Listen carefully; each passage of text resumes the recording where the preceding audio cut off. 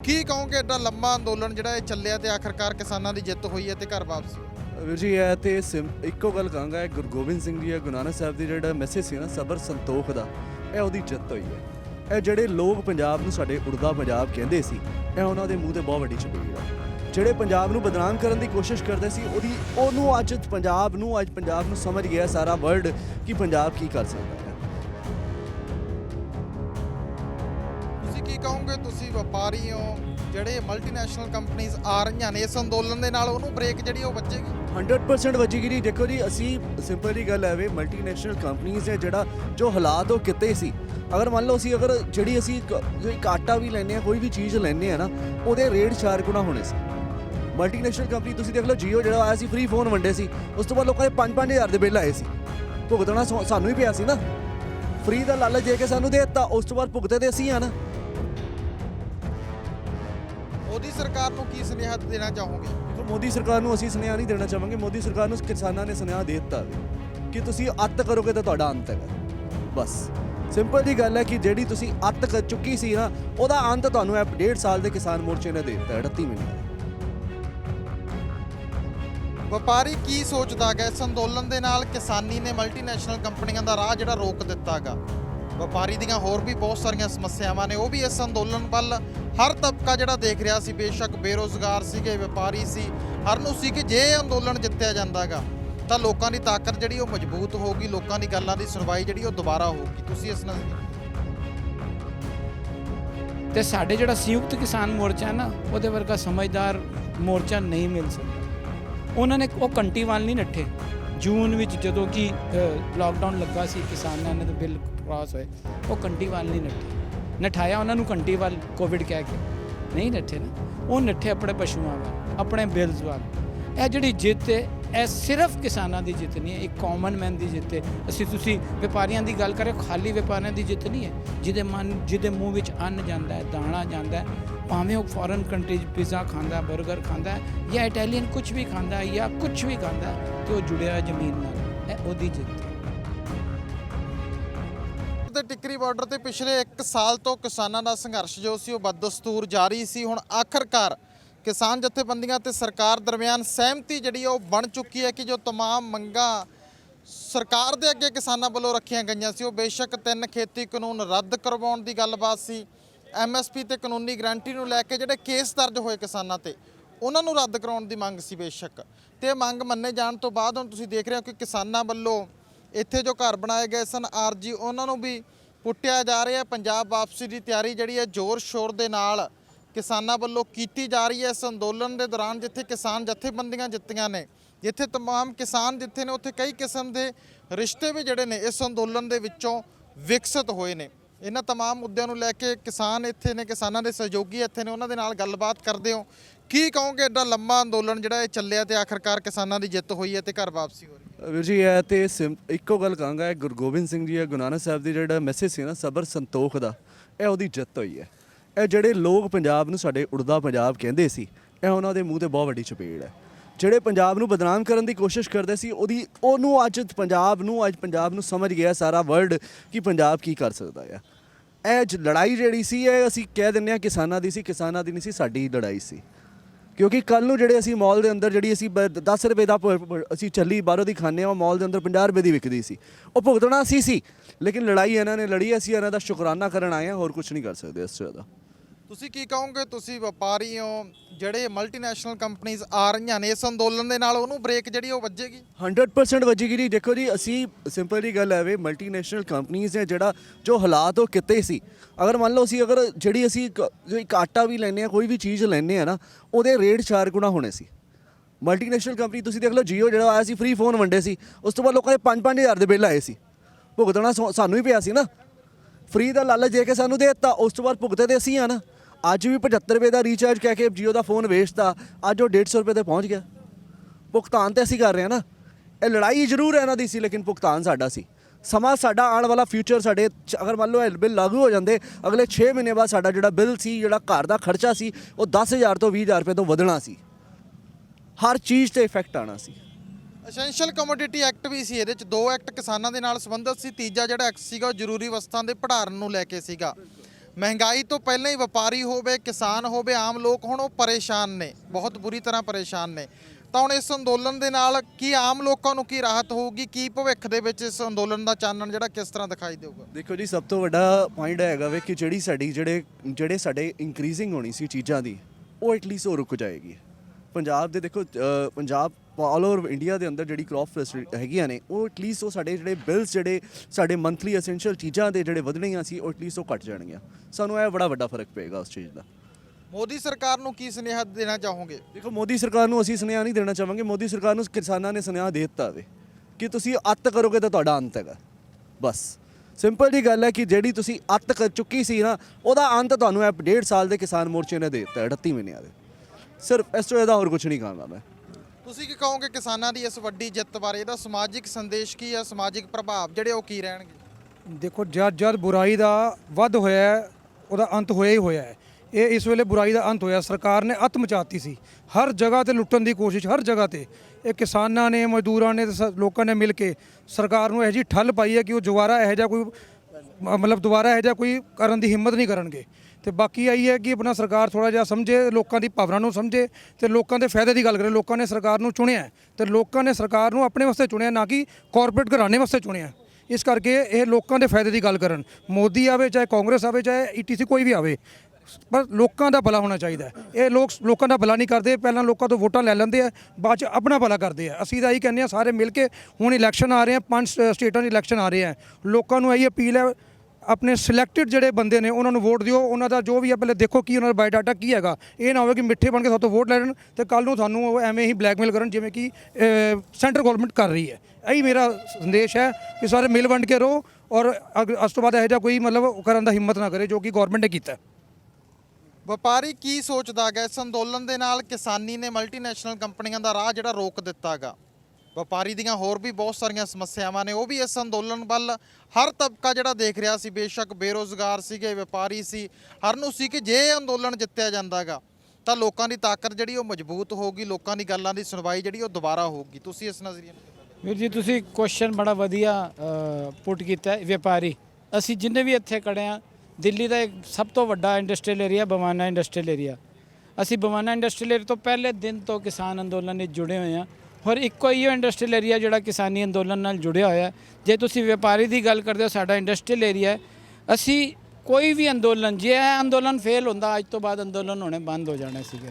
ਜੇ ਅੰਦੋਲਨ ਜਿੱਤ ਹੋਇਆ ਤੇ ਲੋਕਾਂ ਨੂੰ ਗਣਤੰਤਰ ਵਿੱਚ ਵਿਸ਼ਵਾਸ ਹੋਇਆ। ਗਣਤੰਤਰ ਦਾ ਹੈ ਕੀ ਫਾਰਮੂਲਾ ਕੀ ਹੈ? It is by the people and for the people. ਲੋਕਾਂ ਤੋਂ ਚੁਣੀ ਹੋਈ ਸਰਕਾਰ ਲੋਕਾਂ ਵਾਸਤੇ। ਪਰ ਜਿਸ ਤਰ੍ਹਾਂ ਕਿ ਗਿਣਿਆ ਜਾਂਦਾ ਕਿ ਜੇ ਮੇਰਾ ਇੱਕ ਵੋਟ ਹੈ ਤੇ ਇੱਕ ਗੁੰਡੇ ਦਾ ਵੀ ਉਹੀਓ ਵੋਟ ਹੈ, ਇੱਕ ਬਦਮਾਸ਼ ਦਾ ਵੀ ਉਹੀਓ ਵੋਟ ਹੈ। ਅਸੀਂ ਸ਼੍ਰੀ ਸੁਖਮਨੀ ਸੁਸਾਇਟੀ ਬਵਾਨਾ ਦਾ ਮੈਂ ਪ੍ਰੈਜ਼ੀਡੈਂਟ ਹਾਂ। ਸਾਡੇ ਸਾਰੇ ਜਿਹੜੀ ਜੱਥਾ ਅਸੀਂ ਪਹਿਲੇ ਦਿਨ ਤੋਂ ਨਾਲ ਲੈ ਕੇ ਆ ਰਹੇ ਹਾਂ। ਤੇ ਜਿਹੜੀ ਤੁਸੀਂ ਗੱਲ ਕਰ ਰਹੇ ਹੋ ਵਪਾਰੀ ਤਬਕਾ ਜਾਂ ਐਸੈਂਸ਼ੀਅਲ ਕਮੋਡਿਟੀ ਦੀ ਤੁਸੀਂ ਗੱਲ ਕਰ ਰਹੇ ਹੋ, 8 ਚੀਜ਼ਾਂ ਇਹਨਾਂ ਨੇ ਬਿਨਾਂ ਪੁੱਛੇ ਐਸੈਂਸ਼ੀਅਲ ਕਮੋਡਿਟੀਜ਼ ਤੋਂ ਬਾਹਰ ਕਰਤੀਆਂ। ਜੇ ਪਬਲਿਕ ਨੂੰ ਹੁਣ ਵੀ ਨਹੀਂ ਸਮਝ ਆਉਂਦੀ ਤੇ ਕਤਈ ਸਮਝ ਨਹੀਂ ਆਏਗੀ। 110 ਰੁਪਏ ਦਾ ਜਿਹੜਾ ਸਰੋਂ ਦਾ ਤੇਲ ਹੈ, 1 ਸਾਲ ਦੇ ਅੰਦਰ 200 ਰੁਪਏ ਪਹੁੰਚ ਗਿਆ, ਕਿਉਂਕਿ ਐਸੈਂਸ਼ੀਅਲ ਕਮੋਡਿਟੀ ਐਕਟ ਤੋਂ ਬਾਹਰ ਕਰ ਦਿੱਤਾ ਗਿਆ। ਪਿਆਜ਼, ਆਲੂ, 8 ਚੀਜ਼ਾਂ, ਤਿਲ ਦੇ ਬੀਜ, ਸਭ 8 ਚੀਜ਼ਾਂ ਜਿਹੜੀਆਂ ਨੇ ਐਸੈਂਸ਼ੀਅਲ ਕਮੋਡਿਟੀਜ਼ ਤੋਂ ਬਾਹਰ ਕਰਤੀਆਂ, ਜਿਹੜੀ ਨਹੀਂ ਪਤਾ ਲੱਗੀ। ਤੇ ਪਿੰਡਾਂ ਵਿੱਚ ਆਮ ਜਿਹੜੀ ਗੱਲ ਹੈ ਗਿਣੀ ਜਾਂਦੀ ਹੈ ਕਿ ਜਿਹੜੇ ਜਾਨਵਰ ਨੇ ਉਹਨਾਂ ਦੇ ਗਲੇ 'ਚ ਘੰਟੀਆਂ ਪਾਈਆਂ ਜਾਂਦੀਆਂ ਤੇ ਜਿਹੜੇ ਸ਼ਾਤਿਰ ਚੋਰ ਹੁੰਦੇ ਨੇ ਨਾ, ਘੰਟੀ ਲੈ ਕੇ ਕਿਸੇ ਹੋਰ ਪਾਸੇ ਚਲੇ ਜਾਂਦੇ ਨੇ ਤੇ ਜਿਹੜੇ ਹੁੰਦੇ ਨੇ ਜਿਹੜੇ ਪਸ਼ੂ ਨੇ ਉਹਨਾਂ ਨੂੰ ਲੈ ਕੇ ਕਿਸੇ ਹੋਰ ਚਲੇ ਜਾਂਦੇ ਨੇ ਤੇ ਪਿੰਡਾਂ ਵਾਲੇ ਨੜਦੇ ਨੇ ਘੰਟੀ ਦੇ ਪਿੱਛੇ। ਤੇ ਸਾਡੇ ਜਿਹੜਾ ਸੰਯੁਕਤ ਕਿਸਾਨ ਮੋਰਚਾ ਨਾ, ਉਹਦੇ ਵਰਗਾ ਸਮਝਦਾਰ ਮੋਰਚਾ ਨਹੀਂ ਮਿਲ ਸਕਦਾ। ਉਹਨਾਂ ਨੇ ਉਹ ਘੰਟੀ ਵੱਲ ਨਹੀਂ ਨੱਠੇ। ਜੂਨ ਵਿੱਚ ਜਦੋਂ ਕਿ ਲਾਕਡਾਊਨ ਲੱਗਾ ਸੀ, ਕਿਸਾਨਾਂ ਨੇ ਤਾਂ ਬਿੱਲ ਕ੍ਰਾਸ ਹੋਏ, ਉਹ ਘੰਟੀ ਵੱਲ ਨਹੀਂ ਨੱਠਾਇਆ ਉਹਨਾਂ ਨੂੰ ਘੰਟੀ ਵੱਲ ਕੋਵਿਡ ਕਹਿ ਕੇ ਨਹੀਂ ਨੱਠੇ ਨਾ। ਉਹ ਨੱਠੇ ਆਪਣੇ ਪਸ਼ੂਆਂ ਵੱਲ, ਆਪਣੇ ਬਿਲਸ ਵੱਲ। ਇਹ ਜਿਹੜੀ ਜਿੱਤ ਹੈ, ਇਹ ਸਿਰਫ ਕਿਸਾਨਾਂ ਦੀ ਜਿੱਤ ਨਹੀਂ ਹੈ, ਇੱਕ ਕਾਮਨ ਮੈਨ ਦੀ ਜਿੱਤ ਹੈ। ਤੁਸੀਂ ਵਪਾਰੀਆਂ ਦੀ ਗੱਲ ਕਰੇ, ਖਾਲੀ ਵਪਾਰੀਆਂ ਦੀ ਜਿੱਤ ਨਹੀਂ ਹੈ। ਜਿਹਦੇ ਮੂੰਹ ਵਿੱਚ ਅੰਨ ਜਾਂਦਾ ਹੈ, ਦਾਣਾ ਜਾਂਦਾ ਹੈ, ਭਾਵੇਂ ਉਹ ਫੋਰਨ ਕੰਟਰੀ 'ਚ ਪੀਜ਼ਾ ਖਾਂਦਾ, 버ਗਰ ਖਾਂਦਾ ਜਾਂ ਇਟਾਲੀਅਨ ਕੁਝ ਵੀ ਖਾਂਦਾ ਜਾਂ ਕੁਝ ਵੀ ਖਾਂਦਾ, ਤੇ ਉਹ ਜੁੜਿਆ ਜ਼ਮੀਨ ਨਾਲ, ਇਹ ਉਹਦੀ ਜਿੱਤ ਹੈ, ਖਾਲੀ ਕਿਸਾਨਾਂ ਦੀ ਜਿੱਤ ਨਹੀਂ ਹੈ। ਇਸ ਜਿੱਤ ਤੋਂ ਬਾਅਦ ਕਿਸ ਤਰ੍ਹਾਂ ਤੁਸੀਂ ਅੱਜ ਸੈਲੀਬ੍ਰੇਟ ਜਿਹੜਾ ਕਿਸਾਨਾਂ ਦੇ ਨਾਲ ਕਰਨ ਆਏ ਹੋ, ਕਿਉਂਕਿ ਤੁਹਾਡਾ ਸਹਿਯੋਗ ਵੀ ਇਸ ਅੰਦੋਲਨ ਨੂੰ ਰਿਹਾ? ਵੀਰ ਜੀ, ਅਸੀਂ 1 ਸਾਲ ਤੋਂ ਆ ਰਹੇ ਹਾਂ ਤੇ ਅਸੀਂ ਇੱਧਰ ਚੜ੍ਹਦੀ ਕਲਾ ਹੀ ਦੇਖੀ ਹੈ। ਤੇ ਜਿਹੜਾ ਸੈਲੀਬ੍ਰੇਸ਼ਨ ਹੈ ਅਸੀਂ ਉਹੀ ਮੈਂ ਹਮੇਸ਼ਾ ਕਹਿੰਦਾ ਕਿ ਅਸੀਂ ਨਤਮਸਤਕ ਹੋਣ ਆਉਂਦੇ ਹਾਂ, ਇਹਨਾਂ ਦੇ ਅੱਗੇ ਹੱਥ ਜੋੜਨ ਆਉਂਦੇ ਹਾਂ, ਮੱਥਾ ਟੇਕਣ ਆਉਂਦੇ ਹਾਂ। ਤੇ ਅੱਜ ਵੀ ਕੁਝ ਆਪਣੇ ਵੱਲੋਂ ਜਿਸ ਤਰ੍ਹਾਂ ਹੁਣ ਸੇ ਬਜ਼ੁਰਗਾਂ ਲਈ ਇਹ ਛੋਟੀ ਜਿਹੀ ਚੀਜ਼ ਹੈ, ਸਟਿਕਸ ਨੇ, ਇਹ ਐਡੀ ਵੱਡੀ ਹੋ ਜਾਂਦੀ ਹੈ, ਸਾਡੇ ਕੋਲ ਇੰਨੀ ਲੰਬੀ ਹੋ ਜਾਂਦੀ ਹੈ। ਬਜ਼ੁਰਗਾਂ ਲਈ ਸਟਿਕਸ ਲੈ ਕੇ ਆਏ ਹਾਂ, ਗਰਮ ਸੌਕਸ ਲੈ ਕੇ ਆਏ ਹਾਂ, ਮਫਲਰਸ ਲੈ ਕੇ ਆਏ ਹਾਂ, ਔਰ ਅਸੀਂ ਕੀ ਕਹਿੰਦੇ ਨੇ ਛਤਰੀਆਂ ਲੈ ਕੇ ਆਏ ਹਾਂ। ਜੋ ਆਪਣੇ ਕੋਲੋਂ ਬਣ ਸਕਦਾ, ਮੈਂ ਜਾਂ ਸਾਡੀ ਟੀਮ ਲਿਆਉਣ ਵਾਲੀ ਕੋਈ ਨਹੀਂ ਹੈ। ਸਾਡੇ ਪਿੱਛੇ ਜੋ ਇਹੋ ਜਿਹੇ ਲੋਕ ਨੇ ਜਿਹੜੇ ਸਾਨੂੰ ਸਹਿਯੋਗ ਕਰਦੇ ਨੇ, 1 ਸਾਲ ਤੋਂ ਉਸ ਪ੍ਰਭੂ ਦੀ ਕਿਰਪਾ ਨਾਲ ਸਭ ਕੁਝ ਲੈ ਕੇ ਆ ਰਿਹਾ। ਜੇ ਮੈਂ ਪ੍ਰੈਜ਼ੀਡੈਂਟ ਹਾਂ, ਸਾਡੇ ਕੋਆਰਡੀਨੇਟਰ ਸਾਡੇ ਡਾਇਰੈਕਟਰ ਰਾਜਨ ਗੁਪਤਾ ਜੀ ਹੈਗੇ ਨੇ। ਗੁਪਤਾ ਜੀ ਨੇ ਪੰਜਾਬੀ ਦਾ ਇੱਕ ਵਰਡ ਨਹੀਂ ਜਾਣਦੇ। ਤੁਸੀਂ ਇਹ ਨਾ ਕਹੋ ਕਿ ਇਹ ਕਿਸਾਨੀ ਅੰਦੋਲਨ ਪੰਜਾਬ ਨਾਲ ਸੀਮਿਤ ਹੈ ਜਾਂ ਕਿਸੇ ਪ੍ਰਾਂਤ ਨਾਲ ਸੀਮਿਤ ਹੈ ਨਾ, ਹਰ ਤਬਕੇ ਨਾਲ, ਹਰ ਆਦਮੀ ਨਾਲ, ਹਰ ਜਿਹੜਾ ਇਨਸਾਨ ਮੂੰਹ 'ਚ ਅੰਨ ਪਾਉਂਦਾ ਉਹਦੇ ਨਾਲ ਅੰਦੋਲਨ ਸੀਮਿਤ ਸੀਗਾ। ਤੇ ਇਹਦੀ ਜਿੱਤ ਜਿਹੜੀ ਹੈ ਸਿਰਫ ਸਾਨੂੰ ਖੁਸ਼ੀ ਨਹੀਂ ਦਿੰਦੀ, ਹਰ ਇੱਕ ਆਮ ਇਨਸਾਨ ਨੂੰ ਖੁਸ਼ੀ ਦਿੰਦੀ ਹੈ। ਫਿਰ ਉਹੀ ਗੱਲ ਕਹਾਂਗੇ ਜਿਹੜੀ ਐਸੈਂਸ਼ੀਅਲ ਕਮੋਡਿਟੀਜ਼ ਤੋਂ ਵੀ ਜਿੱਥੋਂ ਤੁਸੀਂ ਗੱਲ ਸ਼ੁਰੂ ਕੀਤੀ ਜਿਹੜਾ ਹਟਾਇਆ ਗਿਆ, ਅਸੀਂ ਤੇ ਹੱਥ ਜੋੜ ਕੇ ਪਬਲਿਕ ਨੂੰ ਕਹਾਂਗੇ ਕਿ ਜਾਗਰੂਕ ਹੋਵੋ, ਜਾਗੋ। ਉਹਦੇ 'ਚ ਗੌਰਮੈਂਟ ਦਾ ਹੈ ਕਿ 1 ਸਾਲ 'ਚ ਜੇ ਡਬਲ ਨਹੀਂ ਹੁੰਦੀ, ਜੇ 40 ਦੀ ਚੀਜ਼ 80 ਨਹੀਂ ਹੁੰਦੀ ਤੇ ਗੌਰਮੈਂਟ ਵਿਚਕਾਰ ਨਹੀਂ ਪਾਰਟਿਸਿਪੇਟ ਕਰੇਗੀ, ਤੁਹਾਨੂੰ ਰੋਕੇਗੀ ਨਹੀਂ। ਪਰ ਜੇ 40 ਦੀ ਉਹ 78 ਤੱਕ ਰੱਖਣਗੇ ਤਾਂ ਗੌਰਮੈਂਟ ਕੁਝ ਨਹੀਂ ਬੋਲੇਗੀ। ਥੋੜਾ ਜਿਹਾ ਸਮਝਦਾਰੀ ਸਾਨੂੰ ਚਾਹੀਦੀ ਹੈ। ਅੱਜ ਉਹ 75 ਰੱਖਣਗੇ, ਫਿਰ ਕੱਲ ਨੂੰ ਉਹ 150 ਬੰਦੀ ਹੈ ਡਬਲ, ਉਹ 140 ਰੱਖਣਗੇ। ਇਹ ਪਿਆਜ਼ ਦੀ ਕੀਮਤ 5 ਗੁਣਾ 6 ਗੁਣਾ ਤੱਕ ਜਾ ਸਕਦੀ ਹੈ ਜੇ ਅਸੀਂ ਜਾਗਰੂਕ ਨਹੀਂ ਹੋਵਾਂਗੇ। ਆਪਣੇ ਘਰ ਦੀ ਅਸੀਂ ਜਿਹੜੀ ਹੈ ਰਖਵਾਲੀ ਉਹ ਖੁਦ ਕਰਨੀ ਹੈ। ਆਪਣੇ ਦੇਸ਼ ਦੇ ਸਾਡੇ ਤੋਂ ਨਾ ਅਸੀਂ ਬੀਜੇਪੀ ਤੋਂ ਲੱਗਾ, ਨਾ ਅਸੀਂ ਕਾਂਗਰਸ ਤੋਂ ਲੱਗਾ, ਨਾ ਅਸੀਂ ਆਮ ਆਦਮੀ ਪਾਰਟੀ ਤੋਂ ਲੱਗਾ, ਕਿਉਂਕਿ ਅਸੀਂ ਇੱਕ ਕਾਮਨ ਇਨਸਾਨ ਆ। ਜਿਹੜੀ ਮੈਂ ਗੱਲ ਸ਼ੁਰੂ ਕੀਤੀ ਸੀ ਗਣਤੰਤਰ ਦੀ ਸਭ ਤੋਂ ਜਿਹੜੀ ਇੱਕ ਘਟੀਆ ਗੱਲ ਹੈ ਨਾ, ਉਹ ਐਵੇਂ ਕਿ ਜੇ ਮੈਂ ਸ਼ਰੀਫ ਹਾਂ ਮੇਰਾ ਵੀ ਉਹੀਓ ਵੈਲਿਊ, ਤੇ ਜੇ ਕੋਈ ਗੁੰਡਾ ਉਹਦੀ ਵੀ ਉਹੀਓ ਵੈਲਿਊ, ਜੇ ਇੱਕ ਡਾਕੂ ਉਹਦੀ ਵੀ 1 ਵੋਟ ਦੀ ਉਹੀਓ ਵੈਲਿਊ, ਤੇ ਜੇ ਕੋਈ ਇੱਕ ਸਾਧ ਹੈ ਉਹਦੀ ਵੀ 1 ਵੈਲਿਊ। ਤੇ ਜਿੱਤੇਗਾ ਕੌਣ? ਜਿਹੜਾ ਮੈਜੋਰਿਟੀ 'ਚ ਹੋਏਗਾ। ਹੁਣ ਮੈਂ ਤੁਹਾਨੂੰ ਪੁੱਛਣਾ, ਮੈਜੋਰਿਟੀ ਸਾਧ ਨੇ ਕਿ ਡਾਕੂ ਨੇ? ਤੁਸੀਂ ਜਵਾਬ ਦਿਓ ਮੇਰੀ ਗੱਲ ਦਾ। ਉਹ ਤਾਂ ਜਿਹੜਾ ਹੈ ਪੂਰੇ ਸਮਾਜ ਦੀ ਤਸਵੀਰ ਸਾਫ਼ ਤੌਰ ਤੇ ਨਜ਼ਰ ਹੀ ਆਉਂਦੀ ਹੈ। ਡਾਕੂ ਜਾਂ ਚੋਰ ਜਾਂ ਜਿਸ ਤਰ੍ਹਾਂ ਦਾ ਸਮਾਜ ਸਿਰਜਿਆ ਗਿਆ, ਉਹਦੇ ਲਈ ਗਵਰਨਮੈਂਟ ਦੀਆਂ ਪਾਲਿਸੀਜ਼ ਵੀ ਜ਼ਿੰਮੇਵਾਰ ਨੇ ਕਿਤੇ ਨਾ ਕਿਤੇ। ਜੀ, ਤੁਸੀਂ ਕਿਸ ਤਰ੍ਹਾਂ ਜੁੜੇ, ਕਿਸ ਤਰ੍ਹਾਂ ਪਹਿਲੇ ਦਿਨ ਇਸ ਅੰਦੋਲਨ ਦੇ ਨਾਲ, ਅੱਜ 1 ਸਾਲ ਤੋਂ ਬਾਅਦ ਜਿੱਤ ਕੇ ਕਿਸਾਨ ਘਰਾਂ ਨੂੰ ਵਾਪਸੀ ਕਰ ਰਹੇ ਨੇ? ਹਾਂਜੀ, ਪਹਿਲੇ ਦਿਨ ਕਿਸ ਤਰ੍ਹਾਂ ਜੁੜੇ ਤੁਸੀਂ? ਕਿਸ ਤਰ੍ਹਾਂ ਸੋਚਿਆ ਕਿ ਅੰਦੋਲਨ 'ਚ ਜਾਈਏ, ਭਾਗੀਦਾਰੀ ਪਾਈਏ? ਵੀਰ ਜੀ, ਜਦੋਂ ਸਾਨੂੰ ਕਾਨੂੰਨਾਂ ਦੇ, ਕਿਉਂਕਿ ਅਸੀਂ ਜਾਗਰੂਕ ਆ ਗਏ, ਮੈਂ ਪਹਿਲੇ ਕਹਿਣਾ ਜਾਗਰੂਕ ਹੋਣਾ ਬੜਾ ਜ਼ਰੂਰੀ ਹੈ। ਜੇ ਅਸੀਂ MSP ਦੀ ਗੱਲ ਕਰਨੇ ਤੇ ਮੇਰੀ ਸਭ ਤੋਂ ਜਿਹੜੀ ਪਹਿਲੀ ਬਾਈਟ ਸੀ 5.2 ਮਿਲੀਅਨ ਵਾਚ ਹੋਈ ਸੀਗੀ, ਇੱਕ ਤੁਹਾਡੇ ਵਰਗੇ ਚੈਨਲ ਦੀ ਸੀਗੀ। 5.2 ਮਿਲੀਅਨ ਬੜੀ ਵੱਡੀ ਗੱਲ ਹੁੰਦੀ ਹੈ।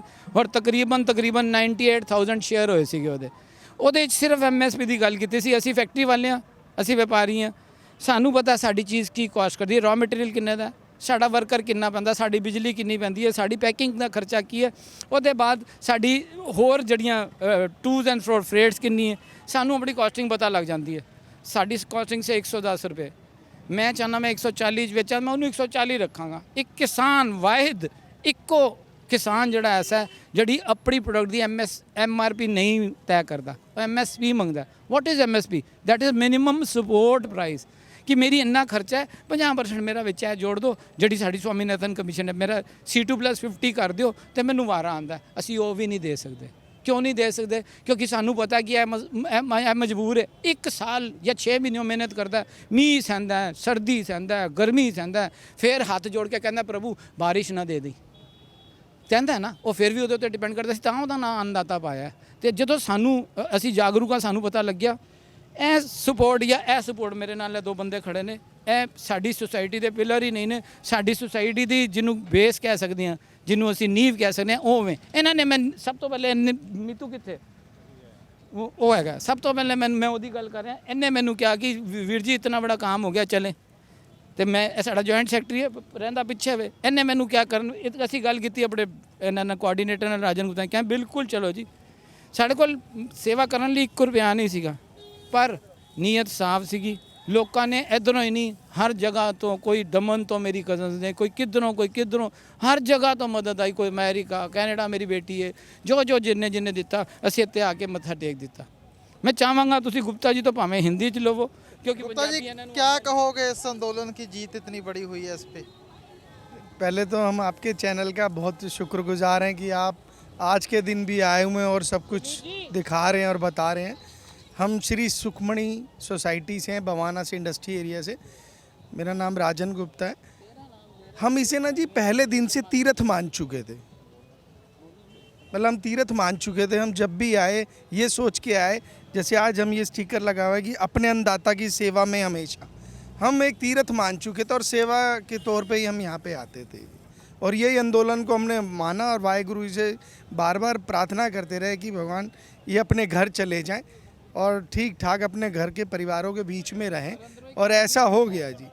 और हम सेवा करते रहे पहले दिन से, चाहे सिंघू बॉर्डर हो, टिकरी बॉर्डर हो, गाजीपुर बॉर्डर हो, हम ਨਿਰੰਤਰ ਜਾते ਰਹੇ। ਔਰ ਵੀਰ ਜੀ ਅਸੀਂ ਜਿਹੜੀ ਸੇਵਾ ਵੀ ਕੀਤੀ ਨਾ, ਮਤਲਬ ਕੋਈ ਹੁੰਦਾ ਕਿ ਇੱਥੇ ਖਾਣ ਪੀਣ ਦੀ ਕਮੀ ਕਦੀ ਵੀ ਨਹੀਂ ਸੀਗੀ। ਅਸੀਂ ਇੱਥੇ ਮੋਬਾਈਲ ਚਾਰਜਰ ਦੀ ਸੇਵਾ ਕੀਤੀ, ਮੋਬਾਈਲ ਲੀਡ ਦੀ ਸੇਵਾ ਕੀਤੀ, ਜਿਹੜੀ ਡਿਫਰੈਂਟ ਹੈ, ਸ਼ੂਜ਼ ਦੀ ਸੇਵਾ ਕੀਤੀ, ਸੌਕਸ ਦੀ ਸੇਵਾ ਕੀਤੀ, ਮਫਲਰਸ ਅੱਜ ਵੀ ਲਿਆ, ਮਫਲਰ ਦੀ ਸੇਵਾ ਕੀਤੀ, ਇੱਕ ਜੈਕਟਸ ਦੀ ਸੇਵਾ ਕੀਤੀ। ਅਸੀਂ ਲੋਹੀਆਂ ਬਾਬਾ ਜੀ ਦੀ ਕਿਰਪਾ ਨਾਲ ਬਹੁਤ ਦਿੱਤੀਆਂ ਇੱਥੇ। ਅਸੀਂ ਬਿਲਕੁਲ ਐ ਨਹੀਂ ਦੇਖਿਆ ਕਿ ਇਹ ਸਾਡਾ ਪਰਿਵਾਰ ਸਮਝ ਲਿਆ ਸੀ। ਅੱਜ ਸਾਡਾ ਪਰਿਵਾਰ ਜਾ ਰਿਹਾ, ਅੰਦਰੋਂ ਖੁਸ਼ੀ ਵੀ ਤੇ ਇੱਕ ਦਿਮਾਗ 'ਚ ਕਮੀ ਵੀ ਮਹਿਸੂਸ ਹੁੰਦੀ ਹੈ ਕਿ ਯਾਰ ਸਾਡਾ ਪਰਿਵਾਰ ਸਾਨੂੰ ਛੱਡ ਕੇ ਚੱਲਿਆ, ਪਰ ਖੁਸ਼ੀ ਇਸ ਗੱਲ ਦੀ ਹੈ ਕਿ ਜਿੱਤ ਕੇ ਚੱਲਿਆ। ਸੋ ਤੁਸੀਂ ਦੇਖਿਆ ਕਿ ਅਸੀਂ ਇਸ ਅੰਦੋਲਨ ਨੂੰ ਲੈ ਕੇ ਗੱਲਬਾਤ ਕੀਤੀ ਕਿ ਅੰਦੋਲਨ ਵਿਸ਼ਵ ਵਿਆਪੀ ਅੰਦੋਲਨ ਜਿਹੜਾ ਉਹ ਬਣ ਚੁੱਕਿਆ। ਹਰ ਤਬਕਾ, ਵਪਾਰੀ, ਸਾਰੇ ਲੋਕ ਜਿਹੜੇ ਨੇ ਇਸ ਅੰਦੋਲਨ ਦੇ ਹਿੱਸੇਦਾਰ ਬਣੇ। ਹੁਣ ਤੁਸੀਂ ਤਸਵੀਰਾਂ ਦੇਖ ਰਹੇ ਹੋ ਕਿ ਕਿਸਾਨ ਜਾ ਰਹੇ ਨੇ ਇੱਥੋਂ, ਲਗਾਤਾਰ ਤੰਬੂ ਜਿਹੜੇ ਉਹ ਪੁੱਟੇ ਜਾ ਰਹੇ ਨੇ, ਘਰਾਂ ਨੂੰ ਵਾਪਸੀ ਜਿਹੜੀ ਹੈ ਉਹ ਕੀਤੀ ਜਾ ਰਹੀ ਹੈ। ਕਈ ਕਿਸਮ ਦੇ ਰਿਸ਼ਤੇ ਵੀ ਜਿਹੜੇ ਨੇ ਇਸ ਅੰਦੋਲਨ ਨੇ ਸਿਰਜੇ ਨੇ ਕਿ ਇਸ ਅੰਦੋਲਨ ਦੇ ਵਿੱਚ ਬੇਸ਼ੱਕ ਰਾਜਧਾਨੀ ਦਿੱਲੀ ਦੇ ਸ਼ਹਿਰੀ ਹੋਣ, ਵਪਾਰੀ ਹੋਣ ਜਾਂ ਵੱਖ-ਵੱਖ ਤਬਕਿਆਂ ਦੇ ਜਿਹੜੇ ਲੋਕ ਸੀਗੇ, ਉਹਨਾਂ ਦੀ ਇਸ ਅੰਦੋਲਨ ਦੇ ਵਿੱਚ ਭਾਗੀਦਾਰੀ ਵੀ ਰਹੀ, ਸਹਿਯੋਗ ਵੀ ਰਿਹਾ। ਤੇ ਅੱਜ ਆਖਰੀ ਪਲਾਂ ਦੇ ਵਿੱਚ ਮਿਠਾਈਆਂ ਦਾ ਆਦਾਨ ਪ੍ਰਦਾਨ ਵੀ ਹੋ ਰਿਹਾ ਹੈ, ਜਿਹੜਾ ਹੈ ਵੰਡਿਆ ਵੀ ਜਾ ਰਿਹਾ ਸਮਾਨ, ਤੇ ਰਿਸ਼ਤੇ ਜਿਹੜੇ ਉਹ ਬਰਕਰਾਰ ਹਰ ਪਾਸੇ ਜਿਹੜੇ ਨੇ ਉਹ ਰੱਖੇ ਜਾ ਰਹੇ ਨੇ। ਕੀ ਕਹੋਗੇ ਕਿਸਾਨਾਂ ਦੀ ਜਿਹੜੀ ਜਿੱਤ ਹੋਈ ਹੈ ਹੁਣ? ਇਹ ਕਿਸਾਨਾਂ ਦੀ ਜਿੱਤ ਤਾਂ ਹੈ ਨਾਲ ਦੀ ਨਾਲ ਇੱਕ ਕਾਰਪੋਰੇਟ ਘਰਾਣਿਆਂ ਦੇ ਉੱਤੇ, ਪੂਰੇ ਦੇਸ਼ ਦੇ ਉੱਤੇ ਜਿਹੜੇ ਕਾਰਪੋਰੇਟ, ਪੂਰੀ ਦੁਨੀਆ ਦੇ ਉੱਤੇ ਕਾਰਪੋਰੇਟ ਘਰਾਣੇ ਕਬਜ਼ਾ ਕਰਨਾ ਚਾਹੁੰਦੇ ਸੀ, ਇੱਕ ਸਾਰੇ ਉਹਨਾਂ ਇਨਸਾਫ ਪਸੰਦ ਲੋਕਾਂ ਦੀ ਇਹ ਅੱਜ ਜਿੱਤ ਹੋਈ ਹੈ। ਤੇ ਇਸ ਨਾਲ ਆਉਣ ਵਾਲੇ ਦਿਨਾਂ ਦੇ ਵਿੱਚ ਇਹਨਾਂ ਗੱਲਾਂ ਨੂੰ ਠੱਲ ਵੀ ਪਏਗੀ ਕਿ ਜਿਸ ਤਰ੍ਹਾਂ ਇਹ ਧੱਕੇ ਦੇ ਨਾਲ ਜ਼ਮੀਨਾਂ ਖੋਹ ਕੇ ਇੱਕ ਅਜਿਹੇ ਹੁਕਮਰਾਨ ਦੇ ਨਾਲ, ਜਿੱਦਾਂ ਮੋਦੀ ਸਾਹਿਬ ਸੀਗੇ, ਤੇ ਉਹਨਾਂ ਦੇ ਨਾਲ ਮਿਲ ਕੇ ਇਹ ਜ਼ਮੀਨਾਂ ਦੇ ਉੱਤੇ ਕਬਜ਼ਾ ਕਰਕੇ ਕਿਸਾਨਾਂ ਨੂੰ ਇਹ ਬੇਘਰ ਕਰਨਾ ਚਾਹੁੰਦੇ ਸੀ। ਪਰ ਅੱਜ ਕਿਸਾਨਾਂ ਦੇ ਏਕੇ ਦੀ ਜਿੱਤ ਹੋਈ ਹੈ। ਜਦੋਂ ਤੁਹਾਡੇ ਚੁਣੇ ਹੋਏ ਨੁਮਾਇੰਦੇ, ਤੁਹਾਡੇ ਐਮਐਲਏ, ਤੁਹਾਡੇ ਐਮਪੀ ਜਦੋਂ ਕੁਛ ਨਾ ਕਰ ਸਕਣ ਤਾਂ ਆਮ ਲੋਕਾਂ ਨੂੰ ਆ ਕੇ ਸੜਕਾਂ ਦੇ ਉੱਤੇ ਬੈਠਣਾ ਪੈਂਦਾ। ਇਹ ਉਹਨਾਂ ਆਮ ਕਿਸਾਨਾਂ ਦੇ ਏਕੇ, ਇਤਫਾਕ ਅਤੇ ਪਿਆਰ ਦੀ ਜਿੱਤ ਹੋਈ ਹੈ, ਜਿਸ ਨਾਲ ਇੰਨੇ ਵੱਡੇ ਸ਼ਾਸਕ ਦਾ ਸਿਰ ਝੁਕਾਇਆ ਗਿਆ ਜੀ। ਸੋ ਕਿਸਾਨਾਂ ਨੇ ਕਾਨੂੰਨਾਂ ਨੂੰ ਵੀ ਸਮਝਿਆ, ਲੰਮੀ ਲੜਾਈ ਵੀ ਲੜੀ। ਤੁਸੀਂ ਦਿੱਲੀ ਦੇ ਬਾਰਡਰਾਂ ਤੇ ਸੀ, ਬਹੁਤ ਸਾਰੇ ਰਿਸ਼ਤੇ ਵੀ ਇੱਥੇ ਜਿਹੜੇ ਉਹ ਬਣੇ ਹੋਣਗੇ, ਇੱਥੇ ਲਗਾਤਾਰ ਡਟੇ ਕਿਸਾਨ, ਤਾਂ ਉਹਨਾਂ ਨੂੰ ਛੱਡ ਕੇ ਜਾਣਾ ਇੱਕ ਮਲਾਲ ਹੈ, ਉਹਦਾ ਦੁੱਖ ਆਉਂਦਾ ਕਿਤੇ ਨਾ ਕਿਤੇ। ਬਿਲਕੁਲ ਜੀ, ਬਿਲਕੁਲ, ਬਹੁਤ ਜ਼ਿਆਦਾ ਦੁੱਖ ਹੈ ਇਸ ਗੱਲ ਦਾ ਕਿ ਅੱਜ ਸਾਨੂੰ ਉਹ ਆਪਣੇ ਸਕੇ ਭੈਣ ਭਰਾਵਾਂ ਤੋਂ ਵੀ ਵੱਧ, ਜਿਨ੍ਹਾਂ ਨਾਲ ਅਸੀਂ 1 ਸਾਲ ਗੁਜ਼ਾਰਿਆ, ਦਿਨ ਰਾਤ ਜਿਨ੍ਹਾਂ ਦੇ ਨਾਲ ਅਸੀਂ ਹਰ ਦੁੱਖ ਸੁੱਖ ਦੇ ਵਿੱਚ ਖੜਦੇ ਰਹੇ, ਅੱਜ ਉਹਨਾਂ ਨੂੰ ਛੱਡ ਕੇ ਜਾਣਾ ਪੈ ਰਿਹਾ। ਪਰ ਖੁਸ਼ੀ ਵੀ ਹੈ ਇਸ ਗੱਲ ਦੀ ਕਿ ਅਸੀਂ ਹੁਣ ਇੱਥੋਂ ਦੇ ਜੋ ਰਿਸ਼ਤੇ ਸਾਡੇ ਬਣ ਚੁੱਕੇ ਆ, ਉਹ ਰਿਸ਼ਤੇ ਸਾਡੇ ਕਦੇ ਨਹੀਂ ਟੁੱਟਣਗੇ, ਉਹ ਹਮੇਸ਼ਾ ਵਾਸਤੇ ਬਣ ਗਏ ਆ, ਉਹ ਸਾਡੇ ਦਿਲਾਂ ਤੇ ਲਿਖੇ ਗਏ ਆ। ਇਹ ਪਿਆਰ ਸਾਡਾ ਹਰਿਆਣਾ, ਪੰਜਾਬ ਤੇ ਹੋਰ ਬਾਕੀ ਲੋਕਾਂ ਦੇ ਨਾਲ ਪਿਆਰ ਜੋ ਸਾਡਾ ਇਸ ਅੰਦੋਲਨ ਦੇ ਦੌਰਾਨ ਬਣਿਆ, ਉਹ ਹਮੇਸ਼ਾ ਲਗਾਤਾਰ ਇਸੇ ਤਰ੍ਹਾਂ ਕਾਇਮ ਰਹੇਗਾ ਤੇ ਅਸੀਂ ਹਮੇਸ਼ਾ ਇੱਕ ਦੂਜੇ ਦੇ ਦੁੱਖ ਸੁੱਖ ਦੇ ਵਿੱਚ ਸਾਥੀ ਬਣ ਕੇ ਖੜਦੇ ਰਵਾਂਗੇ।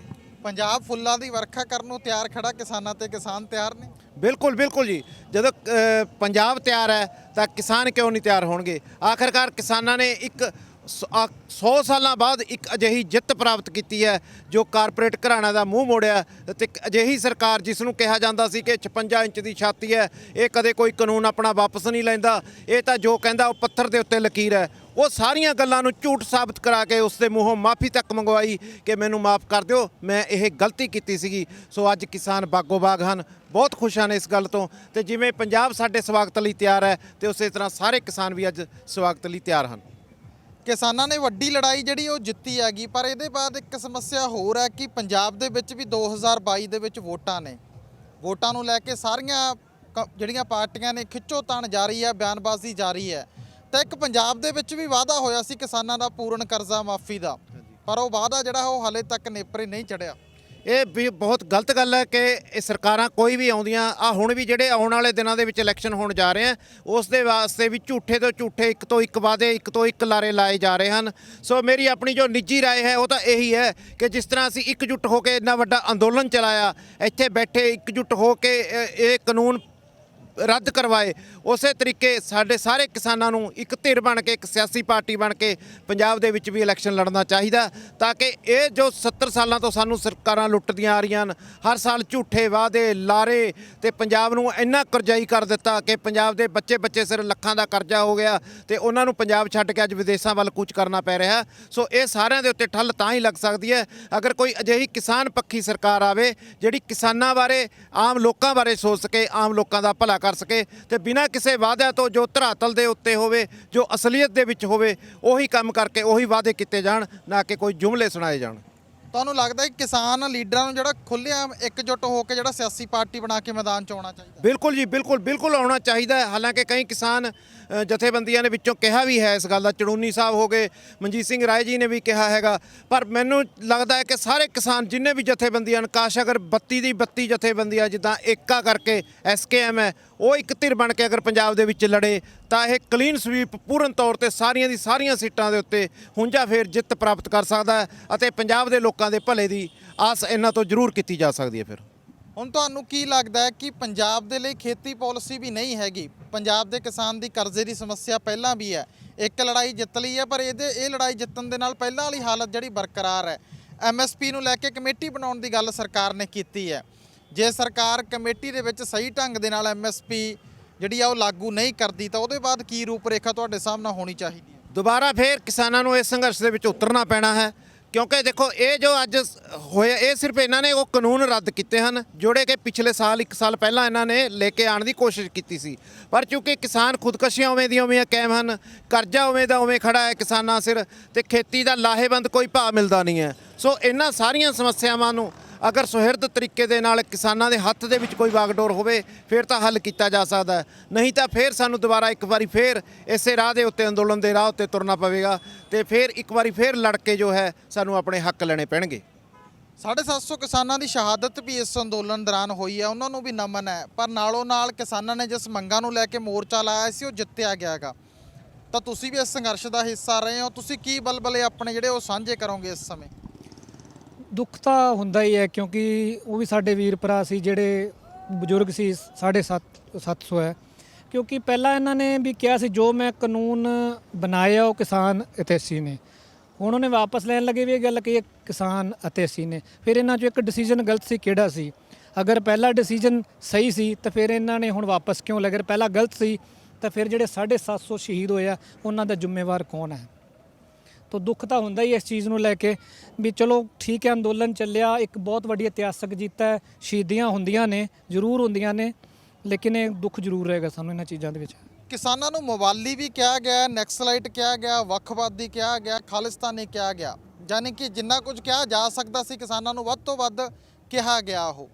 ਪਰ ਹੁਣ ਪ੍ਰਧਾਨ ਮੰਤਰੀ ਨੇ ਆਪਣੀ ਸਪੀਚ 'ਚ ਕਿਹਾ ਕਿ ਕੁਝ ਕਿਸਾਨਾਂ ਨੂੰ ਸਮਝਾ ਨਹੀਂ ਸਕੇ। ਬੇਸ਼ੱਕ ਉਹਨਾਂ ਨੇ ਕੁਝ ਸ਼ਬਦ ਵਰਤਿਆ, ਪਰ ਉਹਨਾਂ ਨੇ ਮੰਨਿਆ ਕਿ ਇਹ ਕਿਸਾਨੀ ਅੰਦੋਲਨ ਸੀਗਾ।